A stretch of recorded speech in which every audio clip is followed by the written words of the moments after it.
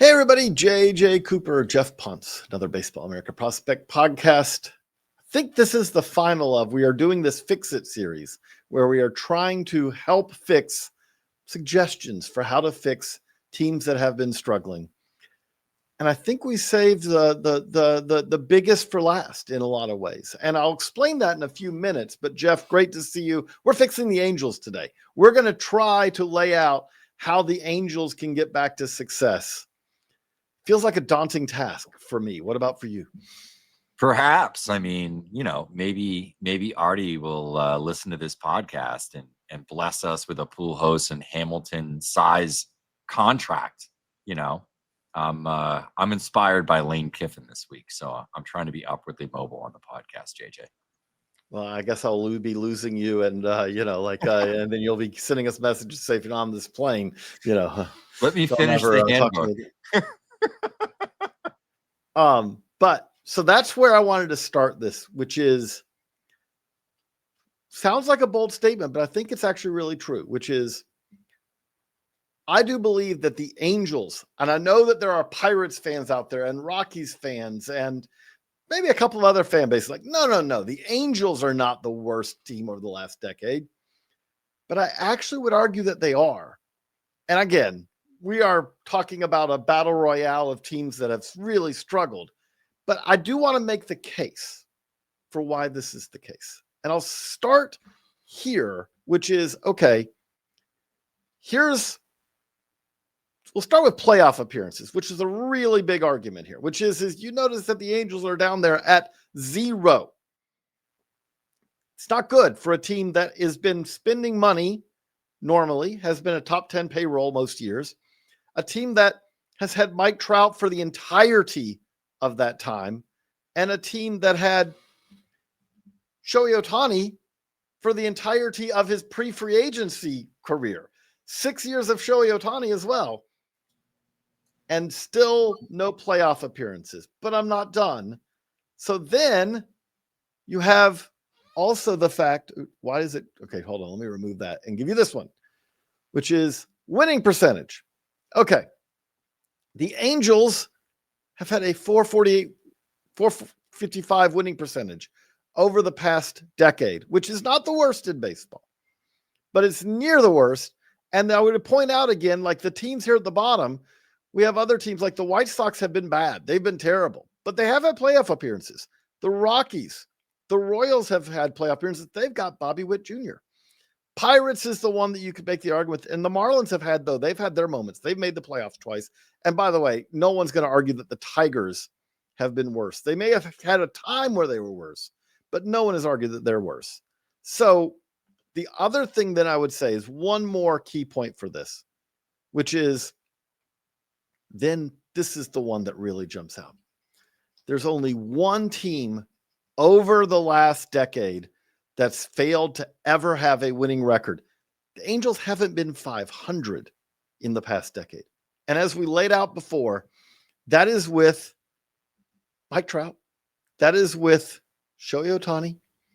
That is with, as you said, like this is the team that has, I will say this is one of the things we could start with is kind of like, what are the biggest problems here? Which is no organization has probably, to Artie Moreno's credit, you could argue with the Pirates, you could argue with Nutting that he has not spent.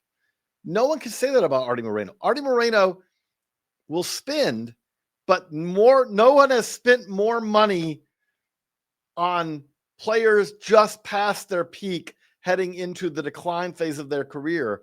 We just saw Anthony Rendon. They just negotiated a deal that Anthony Rendon is retiring. Anthony Rendon was a great player, and his time as a great player, he was turning 30 basically as the Angels signed him. His time as a great player could almost, you could say, coincided with becoming an Angel. That was the end of his time. I think you can even argue that, Rendon, though he had a few-year peak where he was arguably one of the best two-way players in terms of value defensively and with the bat in the game, Anthony Rendon, like dating back to when he was in college, there were questions about the want and how much he liked playing baseball. And there was also the Josh Hamilton contract, and there were certainly issues and concerns with Hamilton, of course, based on his history. Like, I think you look at some of the other side of it too, where they're willing to take on big contracts that have maybe some interesting risks that I think other teams probably would have balked at giving those guys those kind of deals for that reason. And I mean, at the time, Hamilton was joining pool hosts and, a young Mike Trout. It looked like it was going to be, the Dodgers, and that obviously never came to fruition. But I think just even No, it did not. They've had bad luck too, but there's some other stuff that's gone on within the Angels organization over the last 10 years that I think, whether we're talking about the Rockies, whether we're talking about the Pirates, the Nationals was obviously another one that we did, etc. None of those teams have had some of the tragic stuff that's kind of surrounded this organization too. So I think it even goes beyond Artie Moreno. There's been pretty substantial dysfunction with the Angels organization. There has been dysfunction, but I would also say with this, like you left when you talk about Rendon, when you talk about Pujols, when you talk about Hammond, when you talk about Vernon Wells, we could keep going back. When you talk about these players, they have been paying top of the market money for players who I did a piece. There's a piece coming up at Baseball America. I'm going to kind of taking this research project a little further, but I'm looking at 5 WAR seasons, which I kind of really, that's a star level season. The Angels have somehow, with having Ohtani and Trout, have only synced up to have 2 players have a 5 WAR season the same year once in the past over a decade. 2022, Trout and Ohtani were both healthy. They both did it. But the other thing that jumps out with that for a team that signed all these players, Trout and Ohtani are the only players who have produced a 5 WAR season for the Angels, going back to the last one before that was Dan Herron, Jared Weaver, Howie Kendrick in 2011. So we're talking that for almost for over a decade now, they've had the 2 stars. They've had Trout was a star, and unfortunately for that, and that is, again, you re-sign the best player in baseball, you extend him to a long-term deal.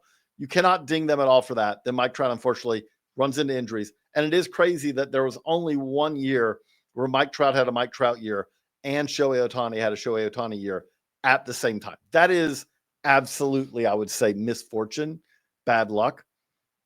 But the other part of this, and this is where we're going to kind of dive into this, is the Angels just haven't been able to put the pieces around those stars, those 2 stars, really.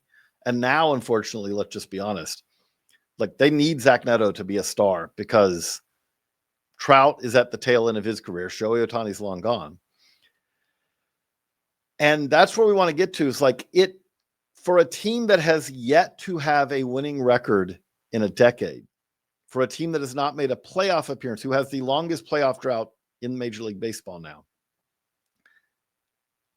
It doesn't feel like that the corner is near. Like this is a team that does feel like it's still kind of stuck. And I would say, like, to kind of go back to the Artie Moreno part of this, Geoff, how much of that do you think is the fact that, to credit or detriment, this is not a team, this is not an owner who's ever had that moment where they say, look, sub 500 record last year, we're going to take a step back. We're going to, I would say that there's a little bit of Rockies and Angels similarity here.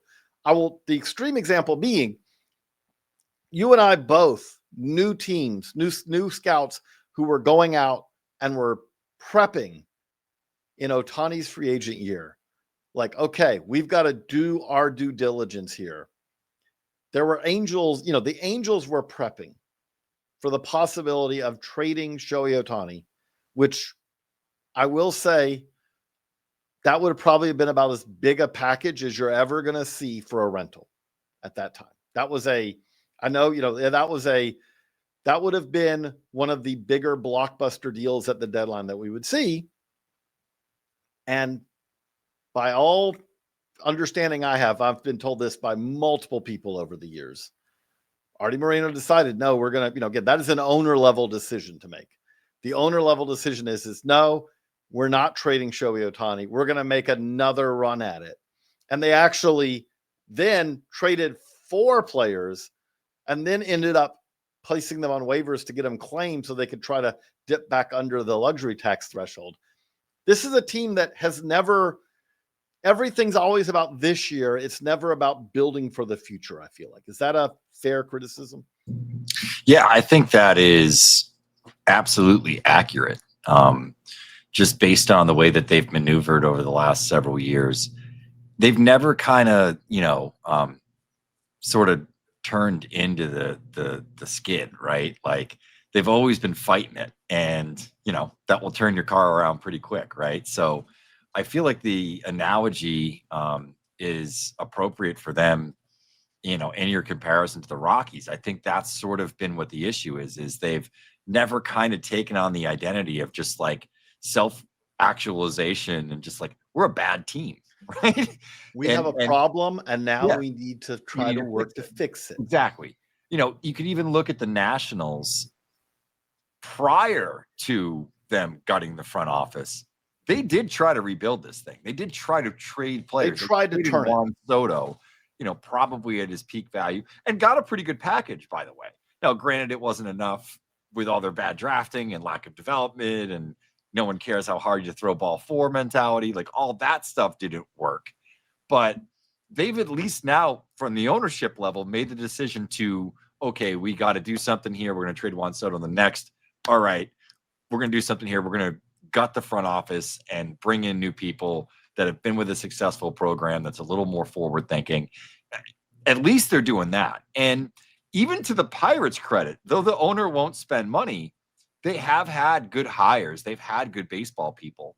Some of them only last a couple of years, like Horowitz comes and then has a couple of pretty monster drafts and then moves on to the Nationals. But I think, you can at least look at some of these other teams, the White Sox, and say there's some positive things here, and you can't really necessarily do that with the Angels because they just kind of refuse to accept that, like, Ohtani's gone, Trout's on the back nine, John Lackey and Garrett Anderson aren't walking through that door with Vlad Guerrero Jr. So, those days are gone. Tim Salmon is also, exactly. Darren Erstad, K-Rod.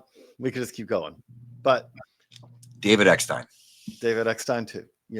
David Fletcher's walked out that door too. So So they basically, that's where we're going to start with. Like, I think that maybe we oversold this because I don't think there's a lot of Angels fans or even people who aren't Angels fans who are paying attention to the series who would come away and say, why are you trying to fix the Angels? They feel like they're in a really great spot. No, I think but we've made that point. Now we want to dive into, though, okay, so how can they fix it? And we'll jump into that right after this quick break. KP, the website is chubbyshorts.com. The brand is Chubby's, but it's not just shorts. Yeah, don't be fooled by the website's name. This is a one-stop shop for all things that I love. Swimming trunks, golf polos, and even flannels. It fits me perfectly. One-stop shop is the place to go. Yes, sir. KP, I've been wearing their flannel overshirt. It's like my favorite flannel and your softest sweater having a little baby. It's the best of both worlds. Classic flannel look with the warmth of a fleece. And we know it's that time of year to pull that off. The Chubby's flannel overshirt. It feels like your favorite flannel, but with the warmth of a cozy sweater. And for a limited time, Chubby's is giving our listeners 20% off your purchase at Chubby's with the promo code FOUL at checkout. But if it's Black Friday, skip the code. Take advantage of an even bigger markdown during their exclusive Black Friday sale. Just head to chubbysshorts.com and make sure to support the show by telling them that Foul Territory sent you. So, Geoff, we want to start with the funny thing about this is like when you talk about the Nationals, when you talk about the Pirates, there are these. I would say, like with the Pirates, it's been, okay, can the Pirates develop hitters, right? With the Nationals, the Nationals literally did not draft and develop a hitter for like a decade. Like there was a decade-long stretch. It's like Rendon and Bryce Harper. And then it was like We're to like Dylan Cruz, and it's like no one in between. We don't know about Dylan Cruz yet. We don't know about Brady House yet. James Wood doesn't count. He was a trade. Like there was that level of a gap between impact drafters. I don't want to make it sound like that with the Angels, right? Like I would say that we both feel like that they need to dig deeper in the draft. But that's not, this is a team that has drafted horribly. They don't ever get any talent. It's generally been, their drafts have been really top heavy, have they not? It's been something where, yes, they produced a Zach Neto. Yes, they produced a Reed Detmers. But you get past that first and second, and sometimes even a little bit into the third round. I'm not saying that everyone's hitting on their fourth, fifth, sixth, seventh, eighth round picks every year. But the Angels do not hit on those guys almost ever. And I think that there's draft and development does need a step of improvement. How would you view it?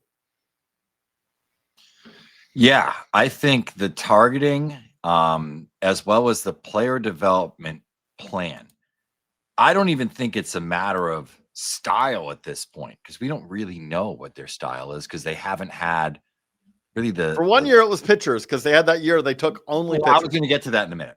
But the talent hasn't necessarily been there for them to develop and for them to have a type of pitcher. I can even go back and look at some of the Rockies drafts over the last 3 or 4 years and say, all right, they're definitely going for lower release height guys that have flatter four-seam fastballs and guys that have sinkers. Okay. Like there's at least like some styles that like boxes that these guys fall into.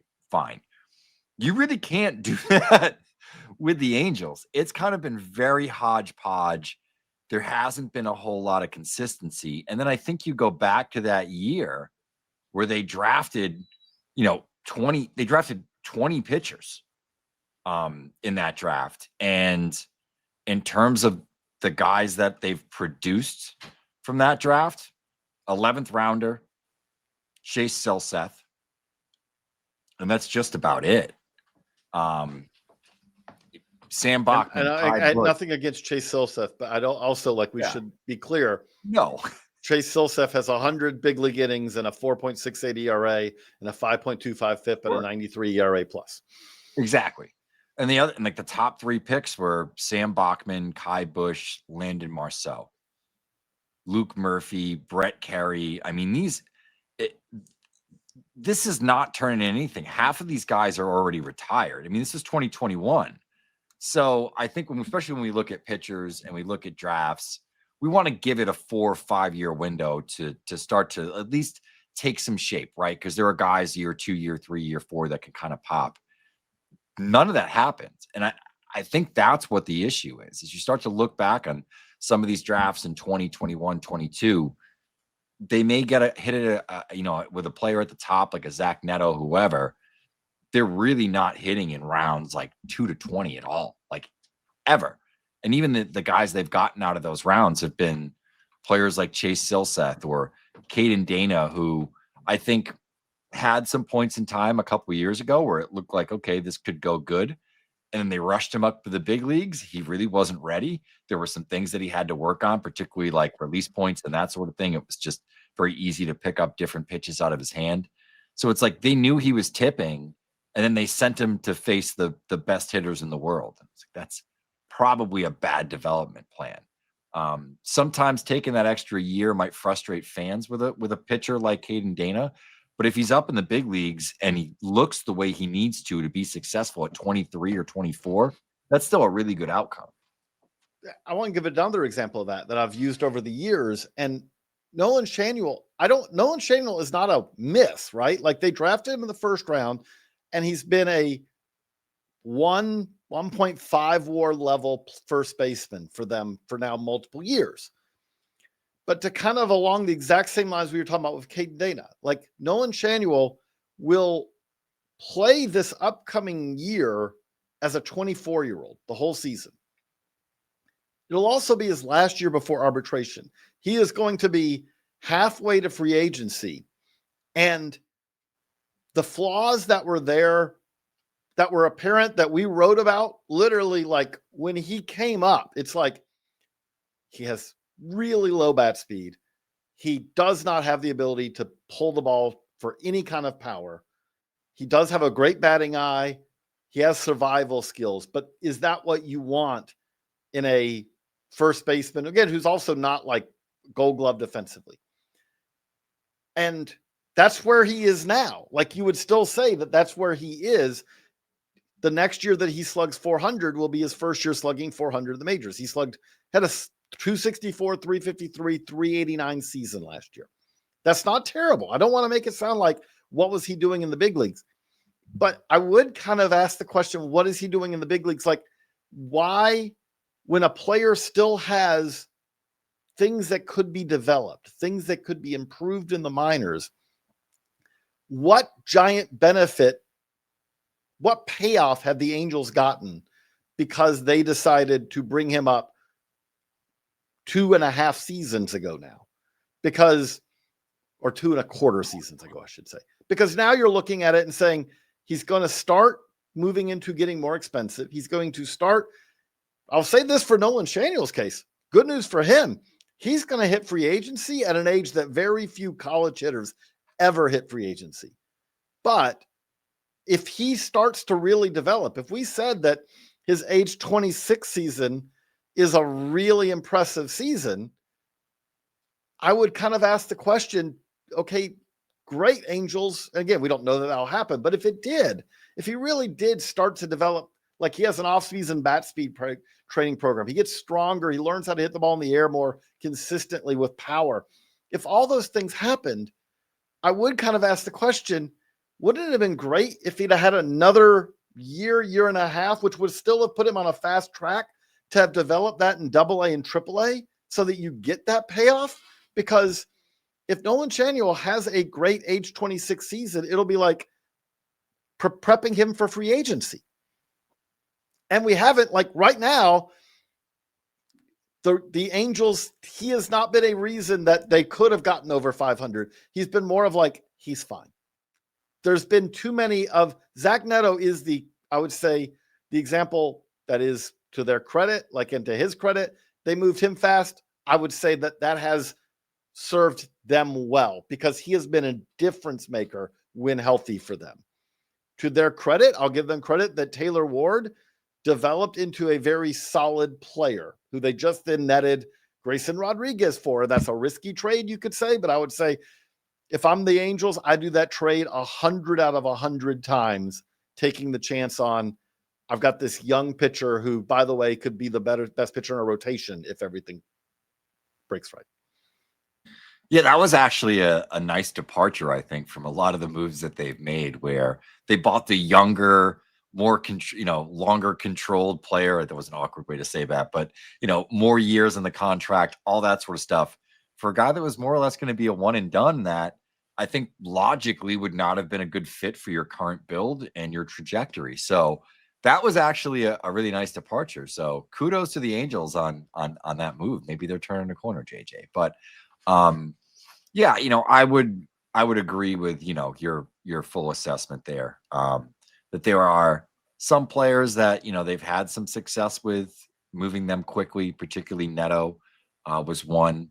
But while you talked about Nolan Schanuel, what kind of went through my head is this is not that dissimilar from the style of prospect the Red Sox tend to draft. Now, maybe they don't take this guy in the first round, but let's just say perhaps they did. He drops there or falls to them in a spot where they would take him. Had Schanuel been a Red Sox second round pick that year, how long do you think he would have spent in the minor leagues and gone through the bat speed program? Granted, they maybe never get him to 55 bat speed, but they've taken players like that who maybe had those prerequisite plate skills, the swing decisions and the bat to ball ability, and bigger bodies, and then gotten them to a point, whether it's through changing the path of the swing, or just, simply training bat speed. They've gotten to a point with guys like that where they've been able to turn them into something productive, at least from a well-rounded hitting perspective, maybe a 15 to 18 home run guy. If Nolan Schanuel was a 15 to 18 home run guy and hit the ball that hard, he would probably be a 290 hitter. He's probably running 400 on base percentages and is slugging enough that you're saying, okay, this guy may not be a 30 home run first baseman, but he's one of the better hitting first basemen in the game. And he's somebody that, on a winning team, you love to have a guy like that hitting sixth in your lineup. He's not that. And I don't think it's out of the realm of possibility that he could still become that with the right focus, but you're not getting that internally. To go back to that, I remember when he came up, I remember doing a story. I remember watching every ball that Nolan Shaniel had hit in the air outside of the complex at that point, because every one of those games was on. We, pull up Synergy. And there were very few balls that he had hit when he made his Major League Baseball debut. You would say you could count on one hand the balls where an outfielder didn't step in on the ball. Like, he hadn't hit the ball. It wasn't that he hadn't hit a homer at that point. He hadn't really hit a ball to the warning track at that point. That is a player having still a significant, a potentially fixable flaw, but one that, like you said, has affected him. He still gets on base, but it does kind of cut into his batting average because teams still do not feel he has shown more power, obviously. Thankfully, he does now hit the ball at least occasionally over 300 feet, but it's something where you can shift, you can, in the outfield, you can position players. There are hits that you don't get because they're not having to respect you as much. The same way that when, I'll put it this way, that when a power hitter hits those, they drop in front of the outfielder because the outfielder had to be a little deeper. Well, tied in with that, the other part of this is, it is not that the Angels, this is not the Orioles of a few years ago, where the Orioles had that stretch where it's like, international, we don't sign players on the international market. That's for everyone else. Yeah, again, and the Angels, this is what I'm saying, like, this is much more multifaceted because the Angels have tried signing players internationally. The Angels have signed the best player on the international non-foreign professional market of the last decade, because Shohei Ohtani was a minor league signing of theirs. So that is as good. That is the best. Him and Juan Soto are the best of the last decade. By the way, the Nationals have the other one too. This is multifaceted, as we say. But after him, if you said, who are the impact international, homegrown international players, best you could come up with since Ohtani, and that's going back a ways now, is Jose Soriano. And as both of us would love to note, because we're in Rule 5 fever right now, they did lose Soriano and then got him back. He was a Rule 5 pick because they left him unprotected, but thankfully for them, they got him back. He's been a solid contributor for them. And this is a team that we right now, I would say, like, if you're looking at their top 10 prospects, it is the Nelson Radas and the Gabriel Davalillos and all that were kind of Joshua Lugos and all that we're giving hope to. But the track record has not been great over the last decade. And that's been another part of this problem, has it not? Yeah, I think it's been a huge part of the problem. And it's one of the reasons that when you watch their affiliates, it's just not a lot of depth throughout the organization. Even with, Operation Rocket City over the last couple of years, that team is only okay, and as somebody that watches a lot of minor league baseball, watches a lot of Northwest League, covered the Rockies for a number of years here and have been covering the Blue Jays, and, Vancouver is an easy one for me to watch. I see a Tri-City matchup and it's like, I wonder who Hillsborough has tonight. I wonder who Spokane has tonight. Like, I wonder if those are better games. Because more often than not, I'm not seeing anything on the other side, So, I mean, let's be clear. Entirely be focused on Vancouver, and it's like, well, I'm going to watch them against actual good teams in a week, Let's be clear. Like, they did change it a little bit this year, but there was a stretch Ryan Johnson was there. That's true. There was a stretch there of a couple of years where the Angels said, okay, I know that we're mandated to have 4 full season clubs, but we're going to treat our low A club as kind of, that's where we break guys in. Mm-hmm. And then Rocket City, we're going to put everyone at Rocket City, and then we're going to jump them to the majors from Rocket City. And as you said, like Northwest League, no, we don't really go there. AAA PCL Salt Lake, no, we don't really go there. It was something where it was almost like they were a 2-team farm system, full season farm system, where the best way you could put it is if you were on the high A or the AAA team, it probably was a sign that you were kind of being put out to pasture in some ways. Mm. And that kind of ties in, which I would say this is probably the most important thing to me that they have to do, which ties into digging deeper in the draft. It ties into stepping it up internationally. But a stat I will share with you, Geoff, and with you all, the listeners and viewers. I think the biggest problem for the Angels, the biggest problem is if you keep spending massive contracts on players who then produce at sub replacement level. Mm-hmm. Okay, that is something that's really hard to overcome. So let's start there. The Anthony Rendon contracts and all have really hurt. But every year, I would say with the Angels for the last many years, you go into the season, especially there was a stretch there, like when they had Ohtani still, where it's like, if every single player on this team stays healthy and produces like they can, maybe they've got something here. Mm-hmm. And they would have a little stretch, and then injuries would start to arise. Players would go on the IL. And the best teams, again, the Dodgers have resources, obviously. But the Dodgers are a team, for example, on the other extreme, where the Dodgers, like, someone goes down and it's like, oh, yeah, this guy who's been sitting at AAA for us but is really good, he's going to come up now. Or, oh, that pitcher's hurt. Oh, well, the good news is Glasnow's coming off the IL right now. They had waves of players.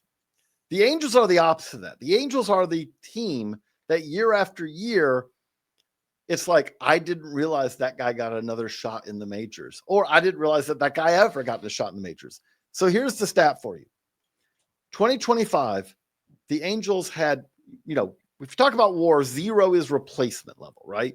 The logic being, in estimate, that if you have a player who's producing below 0 WAR, you should be able to go out and find someone equivalent for a almost no cost acquisition, a waiver claim type or things like that. Doesn't always work out that way, but that's the general idea. If you have a player who's a negative 0.2 WAR, 0.3 WAR player, okay, that's replacement level. The Angels had 6 hitters and 6 pitchers last year who were negative 0.5 WAR or worse. Those 12 players produced negative 7.6 BWAR, baseball reference WAR. That's essentially that you're digging a hole with those 12 players. And that's not every sub-0 player. That's 0.5 or worse players. They're digging a Shohei Ohtani-sized hole to dig out from under. And you say, okay, maybe that was 1 year. 2024, 5 hitters, 5 pitchers, negative 7.7 WAR from negative 0.5 WAR or worse players. 2023, 6 hitters, 6 pitchers, negative 9 WAR from those 12. 2022, 8 hitters and 6 pitchers, negative 9.8 WAR from those 14 players.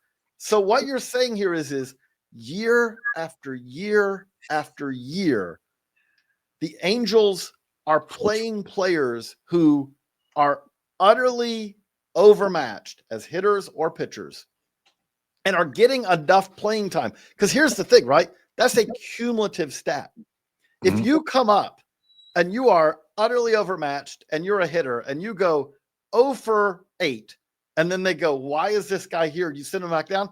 That's like a negative 0.2 WAR player. You have to play some to get to negative 0.5, to get to negative 1, to get to negative 1.5, as some of these guys do. That is, you are playing someone who is really producing at a gaping chest wound level of production. That's the part here that I would say, if they ever take we're going to stop trying to focus on stars and now, and we're going to look a little bit longer term, we're going to look a little bit bigger picture. If the Angels could go from, and we've had the Angels near the tail end of our farm system rankings for most of the last 7, 8, 9, 10 years.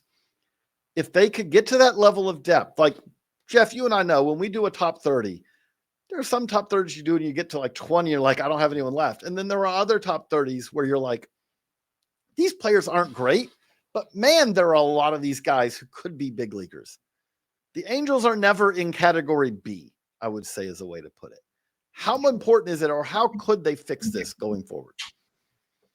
Sorry, I'm still trying to collect my thoughts after you used the phrase "gaping chest wound level of production," which it's fair. That could be a biography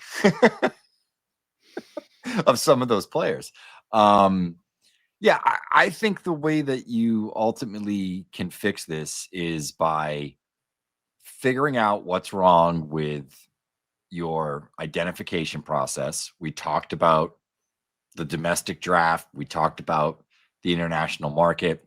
I think some of that has taken place in free agency as well, though that might be a little bit easier to answer in terms of what the problem has been there. But I think, if they were able to have a few really good drafts where they consistently targeted players that can get better in the first 5 rounds, took some shots in rounds 6 to 11 on interesting college pitchers and hitters, and then tried to do what the Brewers did. And I think the Blue Jays and some other teams have had success doing over the last 5 or 6 years is target some of those under-scouted, committed high school players that you can sign for $250,000 or $300,000. And the way that Moreno has spent money, he might be willing to like go over, the overage in some of those cases, not to lose picks, but just spending a little bit more money in the draft, allocating those resources a little bit better, having a more cohesive plan where you target some upside as well as some players that have higher major league floors. I think targeting better athletes too, which they do sometimes in the first round, but it's just a lot of inconsistency and a lot of like kind of easy to spot. Okay, this guy's going to be a role player at best, but more often than not, he's probably going to be an org guy.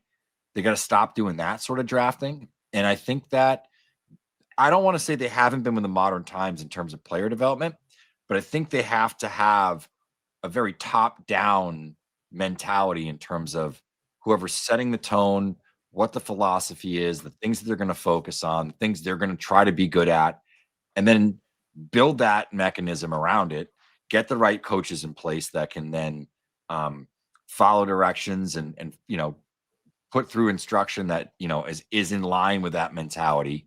And I think improve the communication. Now, I don't know if they can do all those things with the ownership that they have.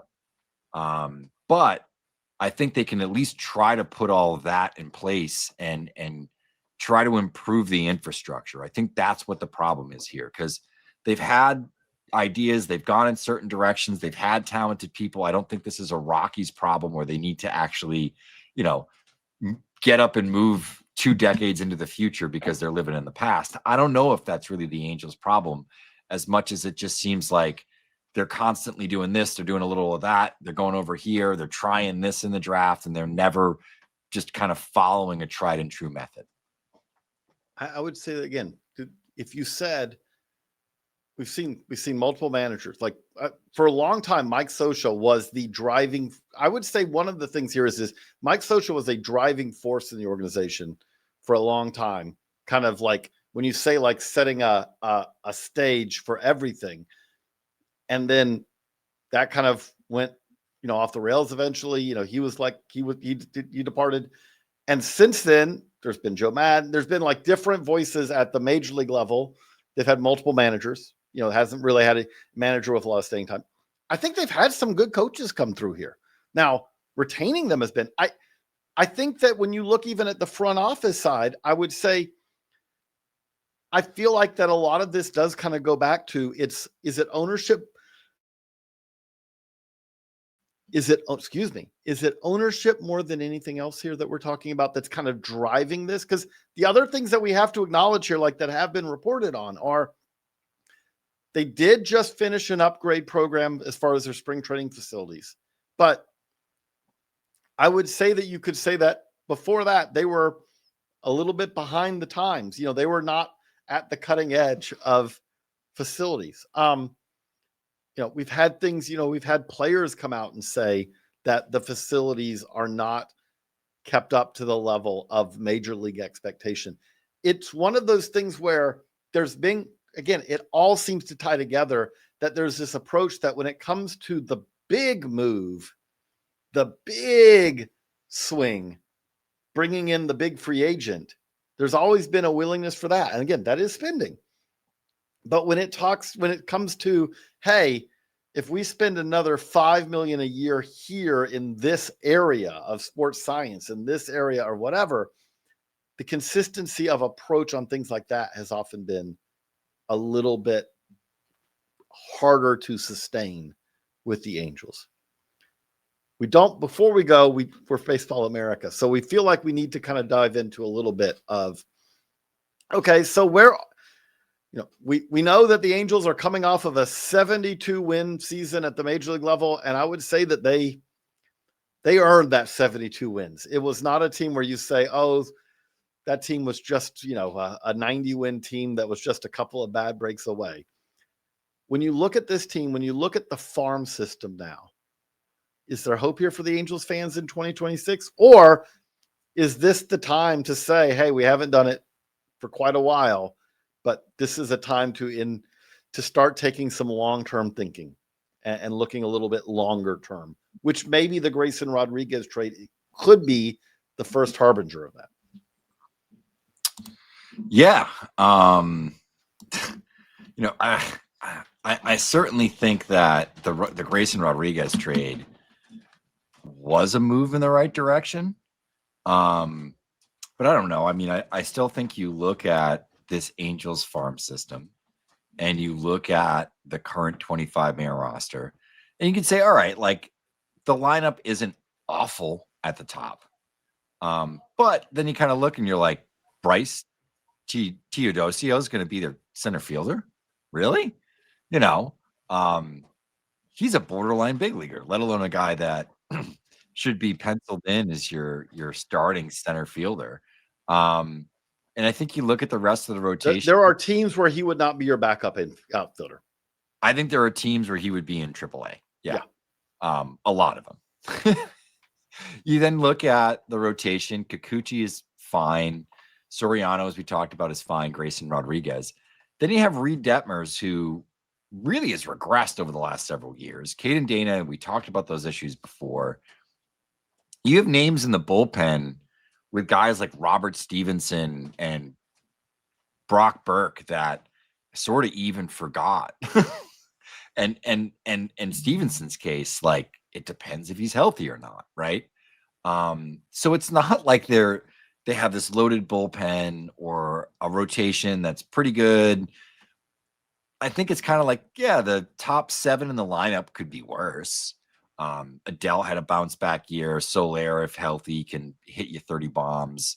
Christian Moore, I'm not going to be right off. But they're also not. Let me interject here. Let me interject. When we talk about this, the other problem you have here is Adele is a good hitter who still has some issues defensively, right? You don't want him too stretched defensively. And at times they had him really being overstretched defensively. Christian Moore, we don't know how well he's going to hit. I would feel it's comfortable that every evaluation we have is that he is going to be fringy defensively if you try to play him at second base, right? Like Soler should never play in the outfield at this point in his career. Like at this point, he is a DH and DH only. But the problem is Mike Trout needs to DH a lot because if he plays in the outfield, he often gets hurt. Well, that's only a problem if they're both healthy at the same time, which that might have been like 15 But games. So my point on all of this, though, is other than Neto, there's just really not a whole lot of defensive ability here either. Well, the other thing that I was about to get to, too, is, JJ, how many left-handed bats do they have in this lineup? That is crazy. Like, they're the anti-Tigers this way. Yeah, Nolan Schanuel, everybody else is a righty. And I mean, like, all 4 of their bench bats that are listed that are all on the 40-man roster at this point, and Travis DeArnaud, Oswald Peraza, Kyron Paris, and Matthew Lugo are all right-handed as well, JJ.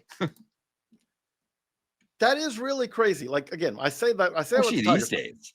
The Tigers, if you hit right-handed, you better do something like the Tigers. Like, you can't play infield for us. Almost like they just draft short. They draft left-handed or switch hitting shortstops over and over. Fran Yerber Montilla is pretty much like the only right-handed hitting shortstop. Okay, Javier Baez gets grandfathered in, but he's really a center fielder / shortstop now. But everyone else they have is a left-handed hitter. McGonigal, Trey Cruz is switch hitter. The Colt Keefs, all these guys, they're all left-handed hitters. The Angels are the opposite of that. Riley Green. Sometimes with the Tigers, I'm like, probably use another, like one more right-handed bat maybe or so. Like I've kind of like laid it out when doing the Tigers. Like they have like a couple of like it might be like a way that you can get like a one of these backup infielders in AAA up. It's like, hey, there are right-handed against lefty bats here, to be had kind of thing. But yeah, like, so then we go to the farm system right now, and Tyler Bremner, who they took first round last year. Again, the Angels, it's not like that they don't take guys. They get to pick at the top of the draft a lot, and they take guys. Like Bremner is a guy who could be a very interesting pitcher. As you said, the problem with some of these are Reed Detmers was a very interesting pitcher when they took him. Caden Dano is an interesting pitcher. It's like, it's developing these guys has been a little bit of a challenge. But Bremner's pretty much, I would say, Ryan Johnson, I do not see as currently being a top 100 prospect. When we talk about rushing a guy, they sent him to the majors to get shelled as a reliever, having no minor league experience, then sent him back to the minors like, okay, we'll let you start now. To his credit, he then went to high A and was like, I'm pretty good. Like, hey, there's something here. But what I would say is, then we talked about Nelson Rada. Then we talk about a Joshua Lugo. We talk about Gabriel Davalillo's an interesting bat. Also is one of the largest young catchers you will ever see. Like, there are real questions about his ability to stick behind the plate. There's not a whole lot of slam dunks here in this farm system. Is that a fair way to put it? Yeah, no, I think that's really accurate. Just even looking at, the end of season top 30, and yeah, I mean, I like George Klassen. I think Ryan Johnson's probably a big leaguer.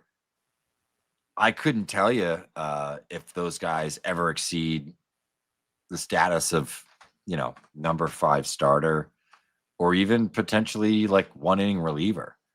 There's some more interesting names like, Davalillo. Really bad body. It's a real interesting bat. The data's really good. The scouting reports aren't great. Some of the other things we've heard haven't been great. Trey Gregory Alford throws really hard. He's really, really athletic. But the shape at this point on the 4-seam isn't great. So you got to sort of figure out where that goes. I think Dylan Jordan was maybe a nice little sleeper for them, who's got pretty good stuff. So, I mean, I do feel like the Angels systems looked a little worse in recent years, but it's still a pretty bad system. Like I have the Astros, which is a very shallow system, but they have a lot more guys where I can look down that list and say, oh, there's probably a handful or two of big leaguers here, and maybe a couple of guys that, get that Astros. I guess they have the devil magic now and not the Cardinals, where it seems like they're always churning like a 3-WAR pitcher every year. And it could be somebody like Ronel Blanco or, pick your poison. So they're always sort of full of surprises. And the Angels do not churn out a 3-WAR pitcher as just like that. They don't find those under the couch cushions. That's not really happening with them, So I hate to say we're not trying to be that pessimistic, because there are some things here. Like, that's what's kind of maddening about this in some ways. Like, it is kind of like that we have expectations here, because this is a team. Again, this is not even trying to bury Artie Moreno completely. Artie Moreno is willing to spend money. He just hasn't. It's been on in ways that, like, if you said, hey, instead of signing the 31, 32-year-old to sign him up through his age 37, 38 seasons, maybe instead spread that around. And again, I would say more than anything, just year after year, it's like, don't have 3 or 4 of the like 20 least productive players in the major leagues every year. Because again, the key point I'll make on this is usually there's the way you get to the absolute least productive players are you have the Chris Davises of the world, which some years the Angels have their versions of that, where it's like, this guy's on such a contract that we can't not play him to hope to see if he can turn it around. But often it's the players who we're playing this player who's obviously overmatched and we don't have a better option. Whereas other teams, I mean, you saw this with the Braves the Braves were terrible in the last year. They ran out of pitching, but they just kept churning guys. Like, so you don't have as many of these like negative 1 point something WAR, because when a guy's terrible, they just moved on to the next one. The Angels have been a little bit more of like, we don't have anyone else to move on to kind of decisions, it seems like. I do think that there's possibilities here, but it is still an uphill climb, especially again in a division where, I mean, the A's took a step back. They really did. To their credit, because of that, for all of their problems with ownership, with not having a home, all that, they've built something here that's kind of intriguing because they have now a Nick Kurtz, they have a Jacob Wilson, they have some young pitchers, they have the foundation here, and then they went off, by the way, and traded for a better prospect than anything that the Angels have gotten back in a trade in years. And again, nothing against that trade, but Leo DeVries caliber prospect would have been the starting point if you had traded Shohei Ohtani at the deadline. And what did they get instead? They got a losing record again and watching him depart in free agency. Sometimes you got to take a step back to take a step forward. And this is a team that's been kind of stuck because they try to take a step forward, but they're not there to take the step forward. But that's our fix it for the Angels. End of this one, we will probably next week, just a little bit word of warning. We might do 2. We might push it back because next week, Geoff and one of our favorite days of the year is next Wednesday, as we're recording this on Tuesday. But, next Wednesday afternoon, 2:00 is the Rule 5 draft. It's kind of hard to imagine us not podcasting about that in some way, shape, or form. I'm going to be in Orlando. Geoff will be at home, but we will probably convene at some point, I would think, to talk about that after the dust clears. So maybe we push it back a little bit next week. I'll be here having my annual Rule 5 draft party with all my neighbors, I mean, it is the place to be. It's the Super Bowl and that, Exactly. I mean, no, that and the Super Bowl. Well, the Pats might be in the Super Bowl this year, JJ, so. But for Geoff, I'm JJ. So long, everybody.